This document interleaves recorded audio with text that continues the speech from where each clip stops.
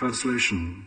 By giving charity, a benevolent and merciful person undoubtedly becomes even more auspicious, especially when he gives charity to a person like your good self.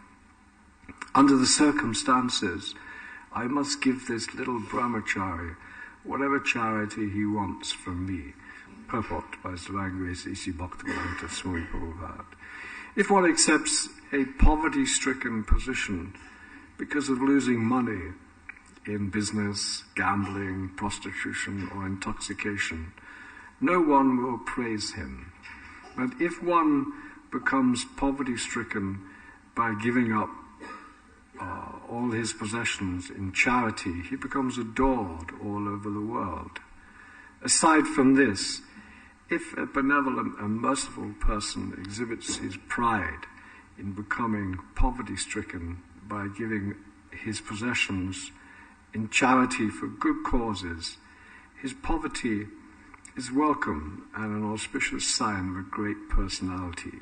Bali Maharaj decided that even though he would become poverty-stricken by giving everything to Vamanadev, this is what he would prefer. Om Gyanata Mandasha Garandana Shalakaya Chakshushunvitam Jena Tasmai Sigurve Namaha Sweet Chaitanya Mano Bishtam Stavitam Jena Bhutale Swayam Rupaganamayan Darantispan Vanchika Vaduru Vishya Kripasindu Vyavacha Patitanam Namo Vaishnava Namaha Jai Sri Krishna Chaitanya Prabhu Nityananda Shri Advaita Gadadha Saraswati Gaura Bhaktavrinda Hare Krishna, Krishna Krishna, Hare Hare, Hare Ram, Ram Ram, Hare Hare. Namo Shivaya Krishna Vidaya Guru Smari Sri Govinda Swami Namo Shivaya Krishna Vidaya Guru Smari Bhakti.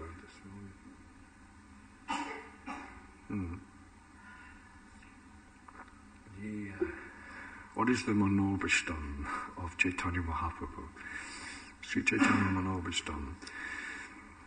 The mission of Chaitanya Mahaprabhu, the mission of Krishna. This we should try to understand. Srila Bhaktisiddhanta used to say, what is the Manobishtam of Chaitanya Mahaprabhu? So the mission of Krishna, what is his purpose? Why does he come into this material world?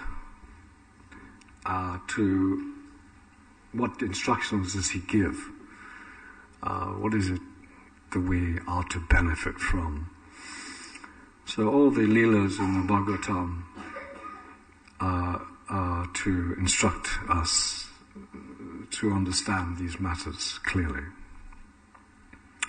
The Bhagavatam is non-different than Krishna, so everything is fully there. Prabhupada has said, everything I have to say is in my books. You just have to study them under the guidance of Vaishnavas, sadhus.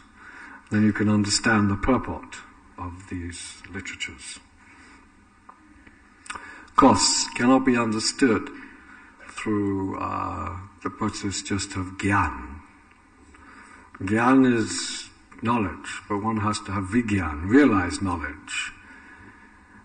This realized knowledge comes about through bhakti.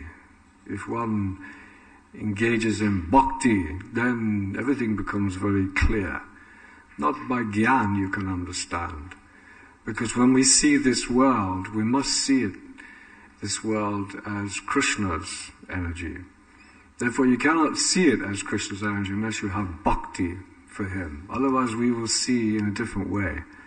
We will not see everything connected to Krishna. So by bhakti, the jnanis, they can come to the platform of giving up. This verse is about renunciation. They can come to the platform of giving up karma, the attempts to enjoy the material world. This is the jnanis. They are fed up with karma. They have the intelligence to understand. Actually, I'm not getting anything substantial from my karma. Endlessly trying to gratify my senses is not doing me any good, and it is causing great disturbance to my mind. Therefore I should renounce. This is the next part. First karma, then gyan. And then later, if he is fortunate, bahunam jamanayanti jnanavasva, he will surrender to Krishna, understanding he is everything. But first, the tendency is to renounce the material world, which is okay. It's better than the position of the karmis. But further to that, one must come to the platform of bhakti, realizing that the material energy belongs to Krishna, and therefore the goal of life is to please Krishna, not just to renounce. So these two witches, karma and gyan, they have to be discarded. So this is the unique philosophy and way of life of the Vaishnavas. They give up karma and they give up gyan and they become bhaktis. Of course, some people consider, the bhaktas, they are so sentimental. They are so sentimental. They don't have any really strong gyan. If you talk to them on philosophy, they may appear to be simple fellows. But actually, yes, there's different classes of devotees. There is Kanishta, Madhyam and Uttama. So you will find that if you converse with a Uttama, he is very, very well versed in Shastra. And he can speak very highly on all the topics. Madhyam, he can also speak on some aspects that he may not be so fully well versed. And Kanishta, he may be a little sentimentally a prakrita bhakta who is a little materialistic. He hasn't thoroughly studied Shastra. Prabhupada said like that. That the prakrita devotee, he is not so very well versed in Shastra. He does not study Shastra very well. So, in order to advance, we must, under the guidance of the Guru, study Shastra and progress on to the Madhyam platform. And if we want to advance further, the Madhyam, he must take association of an advanced devotee. Otherwise, he cannot make further advancement, is described. So the Madhyams, they must always take association of very advanced souls in order for them to progress on in their spiritual lives. So this verse is describing a few things here. The basic principle is that Krishna has come. Bali Maharaj, previously the verse was there that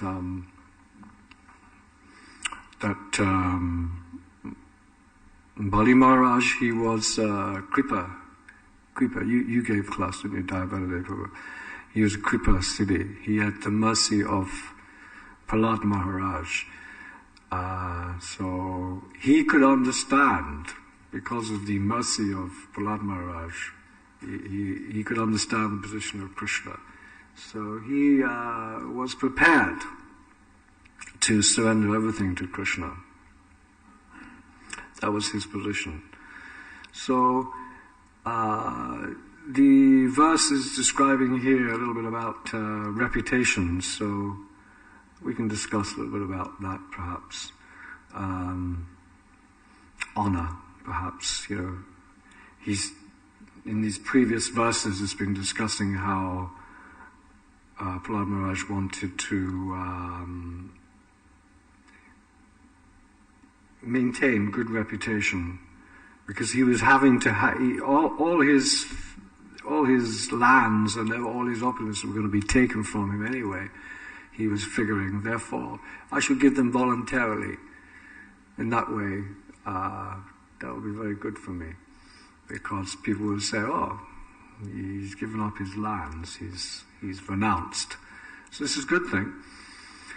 Now, the question may come, devotee's reputation, what does he think of his reputation? Is he worried about his reputation? Now, this is interesting. Krishna himself, he told Arjuna on the battlefield of Kurukshetra, if you recall, why Arjuna should fight, right? Remember? And he said one of the things he would say, you should fight, because if you don't fight, all the generals who hold you in high esteem, they would think that you have fled the battlefield out of fear, right? So Krishna was telling your reputation is one thing, you shouldn't lose your reputation. For one who is honored, dishonor is worse than death. So Arjuna, he was a bhakta, and Krishna was telling him, you should be careful of your reputation here. So on one hand, Krishna is mentioning these points to Arjuna, but Krishna himself, he has a reputation, but for the sake of his devotee, he gave up his reputation. Remember on the battlefield at Kurukshetra, he was supposed not to fight. He made a promise that he would not fight. But such was the ferocity of the battle that at one point, who was it? Duryodhana, wasn't it? Bhima? Yeah, he was coming to kill Arjuna. So even though Krishna had made this promise not to fight, he immediately took up that huge... Vishnu, yeah. Yeah, he was the great grandfather warrior, right? Yeah, Vishnu. Yeah, he was such an expert warrior that he was going to practically defeat Arjuna. So Krishna took up this, you see the picture in the Bhagavad Gita and the Bhagavatam. Krishna took up this huge wheel, didn't he? And he was prepared to give up his reputation because he wanted to protect his devotee. So reputation is one thing, but on the other hand, when it's connected to spirituality, one might be prepared to give up one's reputation.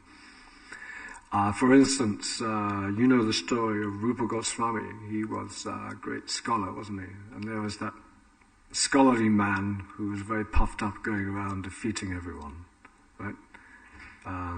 He considered himself a great scholar. He was debating with so many Vaishnavas. And he heard, Rupa Goswami, he's a great scholar, I will go to him and defeat him. So he came, and Rupa Goswami was just absorbed in his services to Krishna, and he knew the character of this person. So he said, give me your paper, I will just sign. And, he wasn't so concerned with his reputation as a scholar, was he? He just signed that paper and he wasn't bothered. So in one sense you could say, although we are concerned with our reputations, for the sake that there are moments when we're not so worried about it.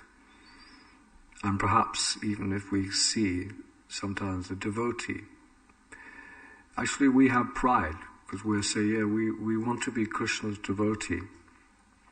So that is important to us in our lives. And so we do have some self-pride. We don't want to, we have a reputation to keep. Yes, we are a devotee of Krishna, and therefore the one social pressure may be on, or that yes, I must succeed in this task. That's okay. That's how we should be. And this gives us strength. If we can use our attachment to reputation to keep us in spirituality, that's a good thing.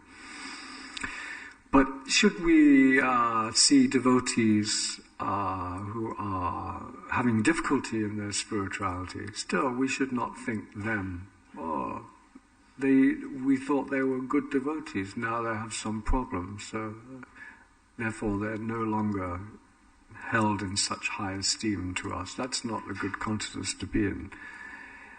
There is some concession that if a devotee has a difficult time, the other devotees, they look kindly upon this and do not take seriously the devotee's problems, and he is still to be considered a devotee, isn't it? That's right.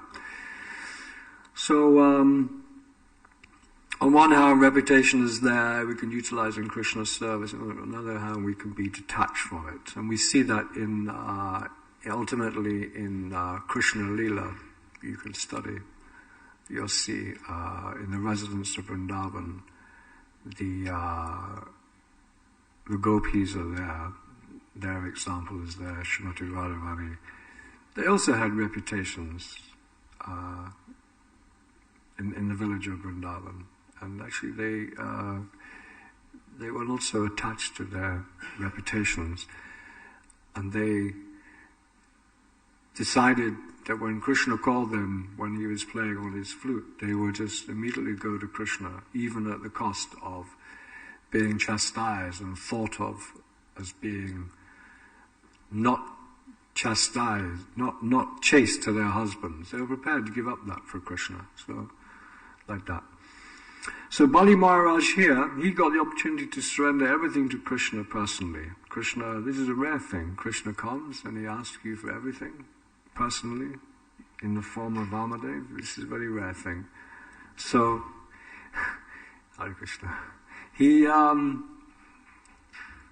This is because of Prahlad Maharaj's mercy on him that Krishna personally came. So also one might think us as people trying to practice spirituality, we have a similar opportunity actually, because the Guru, he is the servitor of Godhead, he is the representative of Krishna. He also comes to us and tells us to surrender everything, doesn't he? You cannot separate Guru from Krishna. He is the same spiritual energy as Krishna. Krishna comes in different forms, and the Guru is the servant of God. He's coming, and he's also saying to us. So the same business is there for one and all. Surrender to the representatives. Give your life to him. Love him. Serve him. So, it is not that this opportunity is only there for Bali Maharaj. It is there for us as well. So we should understand that when we enter into such a relationship with Guru, with Krishna, with Krishna's representatives, as in the case of Bali Maharaj, there was some demands put on him. He asked, 1 step of land, 2 step, where am I going to put this 3rd step? And then on your head. So similarly, when we surrender to the Guru, we have to deeply understand what that surrender might be. So at that point, the Guru's business is one of cutting the disciples' anarthas. This is the thing. So the most important thing in relationship with the Guru is that we hear from him, and he teaches us about ourselves, how we are conditioned by the material energy. So we hear from him. He'll tell us, chant Hare Krishna purely. He'll tell us to avoid the mind, avoid the anartha, go through anartha and vritti. He'll say, you have a wicked mind. Srila Gogavan Swami always used to say, the wicked mind, whenever you hear from him. He speaks a lot on that topic. Prabhupada also, Srila Bhaktisiddhanta, all these anarthas, what is this? This has to be uprooted. So, Guru will tell us, chant Hare Krishna and give up material motivations and all the subtleties of being a Vishaya. So the Guru comes and he speaks on these things. We have to hear from him, and we have to take his instruction very seriously. In that way, we will become very aware of our conditioned nature. This is part of spirituality. He comes and he makes us aware of our conditioned nature. So, You know, in the story of Bali Maharaj, Vamadeva was saying surrender, and his guru Shukracharya, he was saying, no, don't, because so many reasons he gave. But similarly, our minds, Guru comes and says, surrender. Our minds will give so many reasons why we shouldn't. It's like Shukracharya. No, we cannot surrender to Krishna. We have so many reasons why we shouldn't. So, in the same way that Shukracharya was discarded by Bali Maharaj, similarly we have to discard this mind and what it's trying to tell us. It will try to trick us in so many ways. So, we should have this pride in ourselves, that we are a devotee of Krishna. But at the same time, a pure devotee, he considers himself actually not fit at all to take up the path of devotion. So although there is some pride in being a devotee, trying to be a devotee, at the same time, a devotee feels inadequate in so many different ways. And he is forever dependent on his guru and the previous acharyas and the mercy of Krishna, and ultimately the mercy of Srimati Radharani, so that he can be given mercy and established in devotional life. This is how his consciousness is. He is very humble like that. He never considers himself to be a great devotee, but he is trying to be a devotee. Like that. That's how the Vaishnavas are. So these jivas, Krishna says, you are trying to be an enjoyer. Well, actually you are my part and parcel. That's why Krishna has come. We were saying in the beginning, what is Krishna's mission? What is the mission of the Chaitanya Mahaprabhu, Mano Vishtam? What is in Mamevam so Jiva Loka, Jiva Bhuta Snatana, Manasistani Indrani, Prakriti Stadi Kasti. You are my parts and parcels. You belong in the spiritual world. You should learn to love me, Krishna says, and give up this struggle with your mind and senses. The mind and senses are always trying to deviate us. So Krishna says like that in Bhagavad Gita. You have got this mind, you have got these senses, and they are trying to deviate you in so many ways. So this has to be looked into very carefully. Now the question is, what to do with these mind and senses? Yesterday, or not yesterday, Kulak Shekhar, we gave class 2 days ago, is discussing the mind, and we're not this mind, we're not this body, we're something different. At the same time, we have this mind, we have these senses. What to do with them? They are belonging to Krishna, isn't it? It's one of Krishna's energies, the mind. Although we're not the mind, at the same time, the mind is one of the senses, right? What is the mind? The mind is representing your individuality, with your mind you're planning and thinking of so many things. This represents your independence. You can think of, how many things can you think of?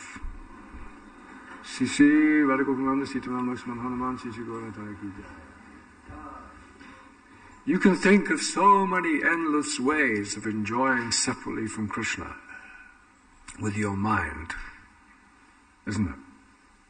So many, the mind will go like that. This represents our independence. So what to do with this mind? We must surrender it to Krishna. Then it becomes spiritual. It becomes spiritual. Like Prabhupada says, like iron and fire. If you have iron is like cold steel, isn't it? You put that iron in fire, And that cold steel becomes fire. Some people say, oh no, it's not fire, it is steel that's heat. And probably you say, well, touch it then. If you touch that, it is like fire. So similarly, our mind and our senses, when they are utilized in the service of Krishna, they become completely spiritual. And in that way, one is linked to Krishna. And in the Bhagavad Gita, Krishna says, one whose mind is controlled, the super soul is already reached. So this is the key. Therefore, Prabhupada says the devotee is very expert ignoring his mind, but at the same time he utilizes his mind in thinking about Krishna. So this is the process. We have to always be 24 hours a day, we have to be thinking about Krishna, his lila, his pastimes, or Prabhupada would also say, making plans to establish the Manobhishtam of Chaitanya Mahaprabhu. So in that way, we can make the best use of a bad bargain by Krishnaizing our lives. So this is Krishna consciousness. And the devotee who does that, like that, the pure devotee of Krishna, his body and his mind, it is spiritual. You cannot say that the pure devotee's body is material. No, it's not material. Because everything is Krishna's energy. And one who utilizes his body in a proper way, his body becomes spiritual. Therefore, the great sadhus, we do not, when they leave their body, so-called, then they are put in samadhi. So for a devotee, Prabhupada used to say, whether a devotee lives or dies, doesn't matter. It's the same, he's doing the same service. And he gives the example of a prince who has very good karma. He's living so wonderfully. But at the cost of his high living, sometimes he is committing some sinful activities. But he's enjoying the results of his good karma. So Prabhupada said, yes, you should live long, don't die. Because in living, you'll enjoy your karma. When you die, you have to suffer the results. And then for the butcher, Prabhupada, the example is there. Don't live, don't die. Because in living, you have such a hellish life. So, and when you die, you have hell coming to you as well. For a devotee, whether he's living or dying, is the same business. It is devotional service. So this is spirituality. Now there is sukriti from giving. When we speak about giving, in the Krishna consciousness movement, the devotees are encouraged to go out among the people and get them to give. This is very, very good for them. So the book distributors are going up, they're asking people for donations, and anyone who gives anything to Krishna is highly benefited. This is very wonderful welfare work. It is called Bhakti Mukhi Sukriti. This type of Sukriti is required. And this is the great seva that is done by the sadhus. So this is our mission. This is the Manobhishtam of Chaitanya Mahaprabhu. We have to go out among the people and give them Krishna consciousness so they can hear about Krishna, they can take a book, and it's like that. Hear the holy name, associate with devotees. But if they can give something of their Lakshmi, that is a great service, and that is the great fortune, and that is the business of the devotees of the Krishna consciousness movement. If we do like that, then the highest welfare work comes about, and also the highest knowledge of Krishna will come about when you're doing that business. Never mind reading Bhagavatam. You can read Bhagavatam, you can chant Hare Krishna. This is very nice. You will definitely gain some. But you go out on the mission of the Guru and actually surrender to that mission.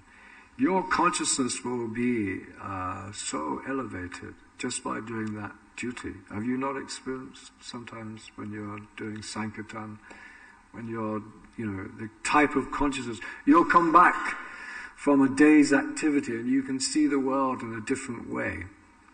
You'll actually see, these are parts of Krishna. Your consciousness will be totally different if you actually surrender to that mission, that guru. Therefore, never mind Nirjam Bhajan. You can go and chant Hare Krishna quietly to yourself. That's all right. But in Srila Bhaktisiddhanta, he would say, yes, for a few people, if you're highly elevated, this you can do. But for the majority devotee, you go out and give Krishna consciousness to people, and in that way you'll get the highest mercy. And you'll actually, that's what I'm saying, by gyan you cannot understand, but by that bhakti, and specifically Krishna says, those that give Krishna consciousness to others, they are very, very dear to me. And what is the result? Is that you gain knowledge. And actually in that consciousness, you can then read Bhagavatam, then chant the holy name, and you'll find deeper understandings will come. So it's all a question of revelation. That is the process.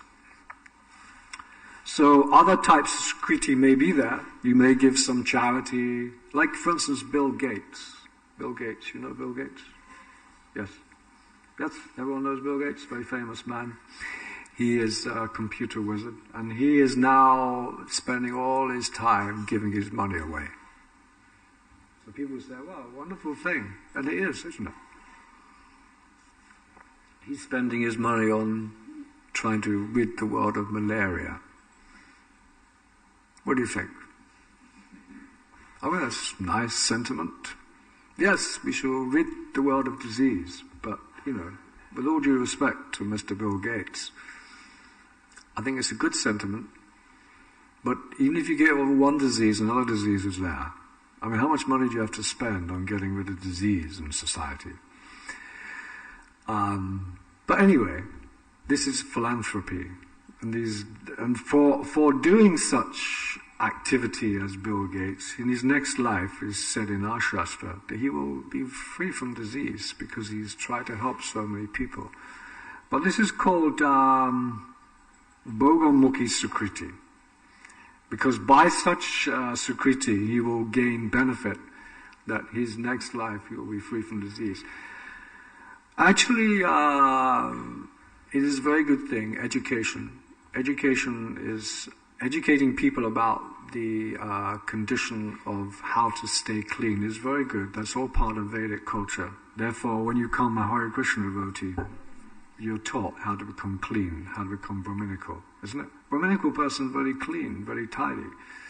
He's very aware. So he has knowledge. Actually, the real solution will be to give people Krishna consciousness. Automatically, by their Krishna consciousness, they'll become elevated, and they'll come to the mode of goodness and beyond. And by that mode of goodness, then they'll see, this is how to live properly. Oh yeah, we shall take precautions for mosquitoes. And also, of course, by establishing Vana Ashram, by establishing Brahminical people who are advising the Kshatriyas how to run the world, a lot of these problems will be solved. Isn't it? Disease, lack of education, poverty. The whole world will run in a lot nicer way if the genuine devotees of Krishna were to be listened to and advised. They would advise so many things, wouldn't it? I mean, this is practical. So this Bhogamukhi Sukriti, this giving up your, like Bill Gates is an example, and so many other, they want to give up their wealth for this service of others. But Bali Maharaj, he's giving everything. And the devotee, he is giving the most, because he's giving his whole life. He's giving his body, mind, speech, everything to Krishna. He's giving his very self. He's returning his very self back to Krishna. That is the highest of all.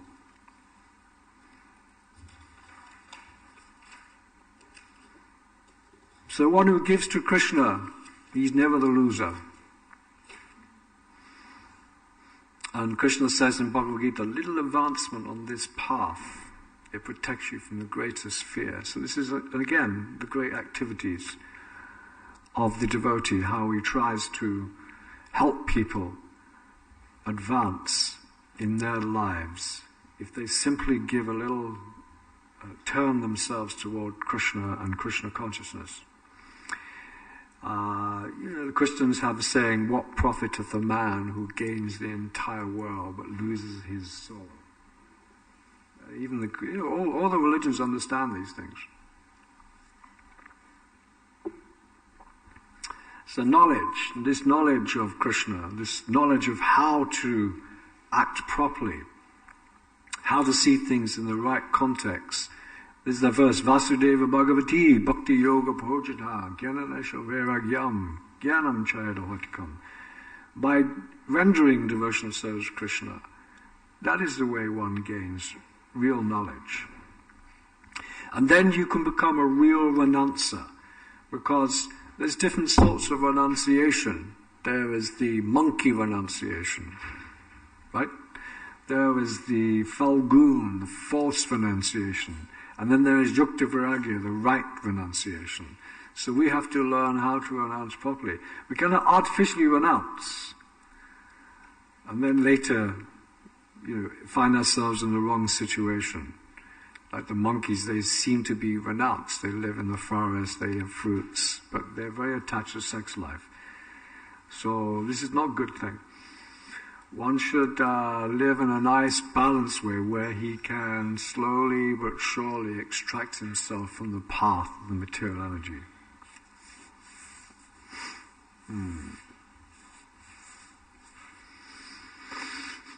So, Mahaprabhu himself, he came and he taught the example. In that verse, Viragya Vidya Nija Bhakti Yoga Shikshashtam Ika Purushapainaha Sri Krishna Chaitanya Siddhadari Kripal Yastamaham Bhavajante. So Mahaprabhu has come to teach us what is devotion, what is not devotion. By his personal example, he is teaching us how to become renounced, how to chant the holy name in a pure way under the direction of the devotees. This is Chaitanya Mahaprabhu. And in his Leela, he's teaching us so many things. Like the instance of Haridas, Junior Haridas. He gave that example. Junior Haridas, what fault did he make? He just went to get some rice from one man. But Prabhupada was teaching there. Don't be hypocritical. Keep your mind fixed on Krishna. Don't say to your devotee and then do something different. So like that. I was going to make a few other points, but coming towards the end. One point I'll just finish off by saying that the Christians, they like to give, don't they? In fact, the Church of England became very wealthy on the ploy of, if you give your wealth before your death to God, then you'll be benefited so much, you won't go to hell. Therefore, the church became very wealthy on that point. But we have to be careful on these points. Organized religions, they're very dodgy, isn't it? Do you think organized religion is a good thing? What do you think? Sometimes organized religions can be very dodgy businesses because they can, like the Christian church, for instance, you can get to the stage where if you have too much organization, then the people or the followers, they become the authority because they've, become such a big church. Money's given, so many people are there. And therefore people think, actually, yes, the society as a whole, this is the most important thing. And what the democracy in the society, that's what holds the key to the success of the society. So this is what happened in some of the Christian churches. And even today, many religions, they're under pressure because they're not acting in the way that society would want them to act. They'll say, well, you're too strict on some things. Why don't you mellow out a bit and make your rules and regulations a little less strict, and like that. So Srila Bhaktisiddhanta warns on this point and says, you must understand that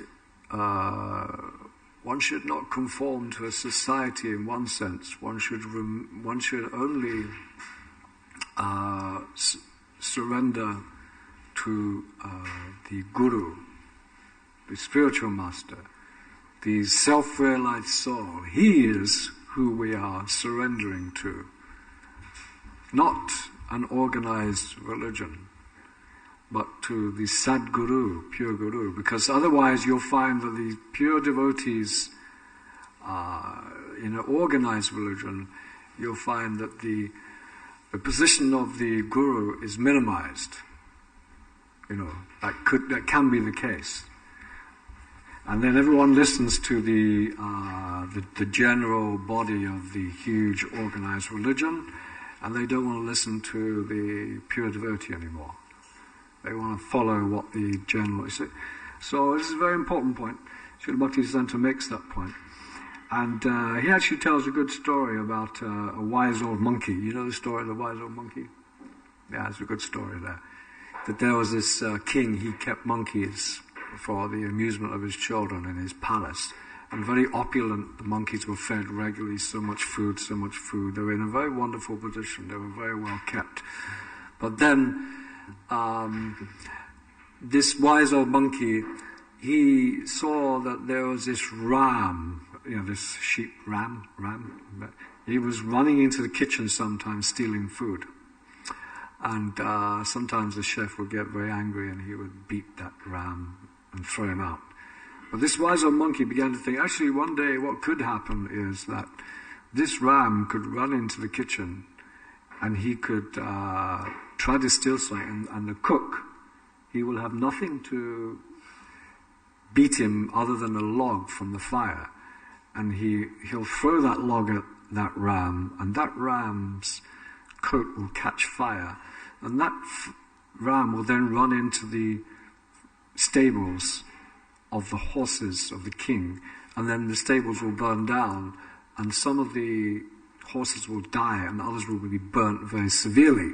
He could see all this monkey. He's thinking, this could happen. And therefore, and what is the cure for burnt flesh of a horse? It is the monkey flesh. And therefore he thought, we are in great danger here. We're relying on this king having an easy life. But actually what we should do is return to the forest. Live a simple life and not be so reliant on this.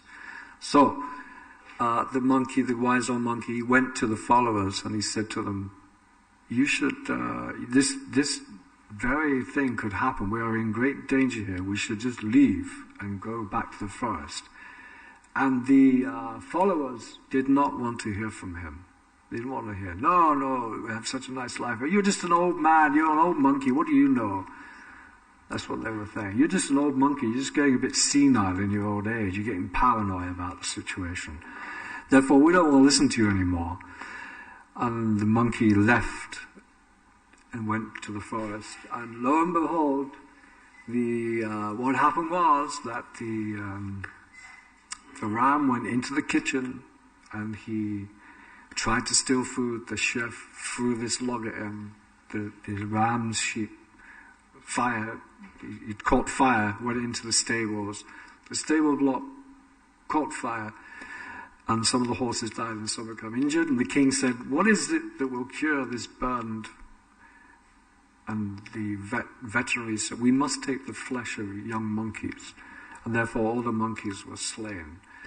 And the wise old monkey was in the forest, and he thought, he was lamenting at the condition.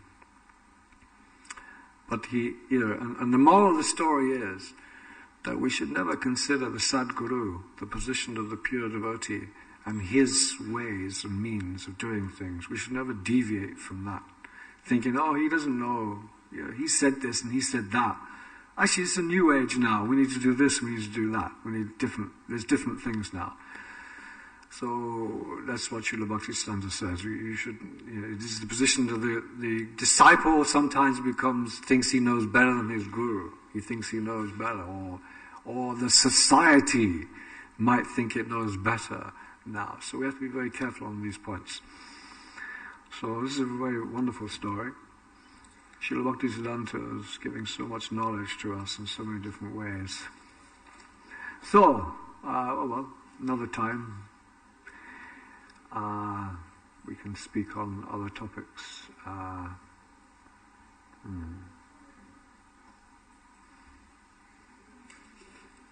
So, thank you very much.